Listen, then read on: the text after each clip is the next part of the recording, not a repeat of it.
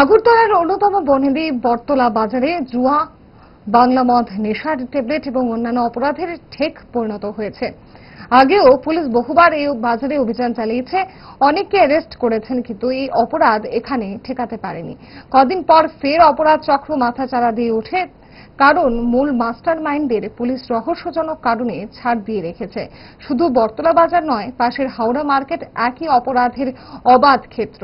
সঙ্গে রয়েছে বটতলা ফাঁড়ি থানা, থাকলেও সেটির ভূমিকা নিয়ে নানা প্রশ্ন রয়েছে বিভিন্ন মহলে। বুধবার পশ্চিম থানার পুলিশ এবং বটতলা ফাঁড়ি থানার পুলিশ যৌথ অভিযান চালিয়ে বটতলা বাজার থেকে 7 জুয়ারিকে গ্রেপ্তার করে। পশ্চিম থানার ওসি রানা চ্যাটার্জি এদিন সাংবাদিকদের গোপন সংবাদের ভিত্তিতে বটতলা বাজারের একটি গলি থেকে 7 জন জুয়ারিকে গ্রেপ্তার করে। তাছাড়াও অন্যান্য জুয়ার সামগ্রী আটক করা হয়। তাদের বিরুদ্ধে আইন অনুযায়ী ব্যবস্থা নেওয়া হবে। আমাদের কাছে একটা খবর ছিল যে বটতলা বাজারে কিছু সংখ্যক লোক গ্যামলিং অ্যাক্টিভিটির সঙ্গে যুক্ত হয়েছে।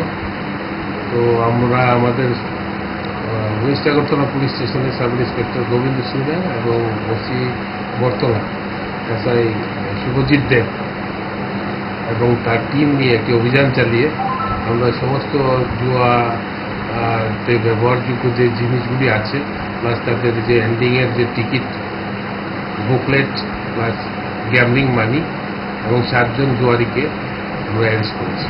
তাদের বিরুদ্ধে আমরা ত্রিপুরা গ্যামলিং অ্যাক্ট অনুযায়ী আমরা তাদের বিরুদ্ধে একটি আইনি ব্যবস্থা নিয়েছি এবং তাদের বিরুদ্ধে আমরা আদালতে আমরা এই অ্যাক্ট অনুযায়ী আমরা কেস। কত টাকা পাওয়া গেছে ওদের কাছ থেকে? গ্যামলিং মানি এখানে 1200 রুপিস। আচ্ছা, এই অনলাইন, এটা কি অনলাইন জুয়া? এগুলো তো টিকিটের মাধ্যমে জুয়া। দেখছেন যে আমরা বুকলেট যেগুলি আছে, এন্ডিং বলে, লোকালি এন্ডিং বলা হয়। তাদের কি কোনো দোকান কারোর বাড়ি ঘর থেকে? দোকান না, এগুলি একটি গলি আছে, গলির এদিক দিয়ে খেলার চেষ্টা করছিল, খেলতে পারিনি, আমরা খেলতেছি।